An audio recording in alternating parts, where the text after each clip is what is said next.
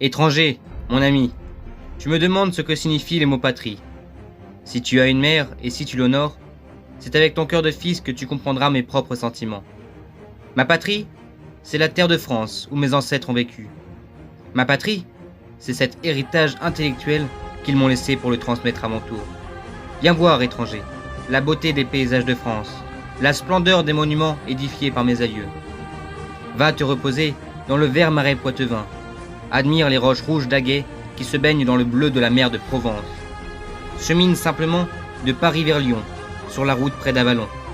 L'élégance raffinée de la basilique de Vézelay fera surgir pour toi l'épopée de nos croisades.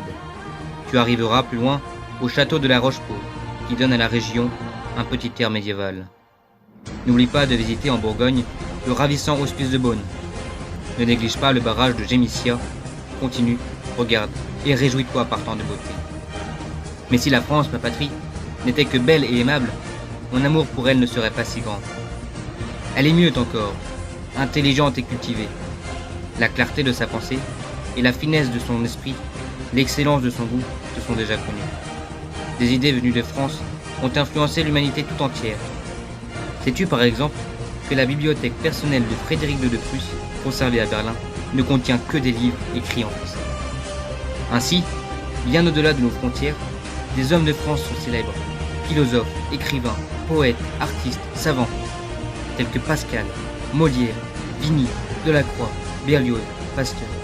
Tous ont contribué à la gloire de la France. Et vous, héros, humbles et méritants, qui avez fait la France, braves et fidèles, vous, guerriers, morts pour la patrie, comme je vous suis reconnaissant de m'avoir conservé ce précieux bien de mes ancêtres. De Bayard à Guilmer, des premiers chevaliers aux soldats des dernières guerres, que de dévouement et que de sacrifice. Et toi, mon ami, qui es aussi comme moi une créature de Dieu, ne vois-tu pas qu'ici en France, tu es en terre chrétienne?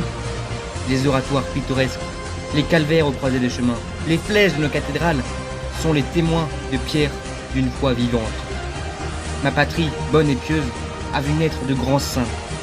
Le sens missionnaire de Saint Bernard, la vertu de Saint Louis, la charité de Saint Vincent de Paul, le sel du Saint Curé d'Ars sont les vrais trésors laissés par nos ancêtres. De la grande Sainte Jeanne d'Arc à la petite Thérèse, de l'épopée de l'une à la vie si simple de l'autre, je retrouve le courage et la bonté des femmes de France. Au plus humble d'entre elles, c'est même montrer la Vierge Marie à travers Catherine Labouré et Bernadette de Lourdes.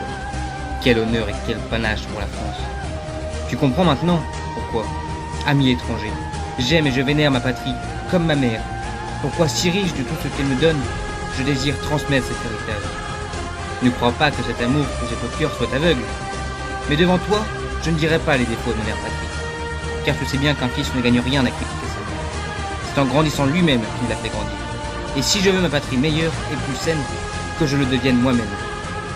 La France, ma patrie, a tant de qualités que je ne saurais, ami étranger, te priver de sa douceur.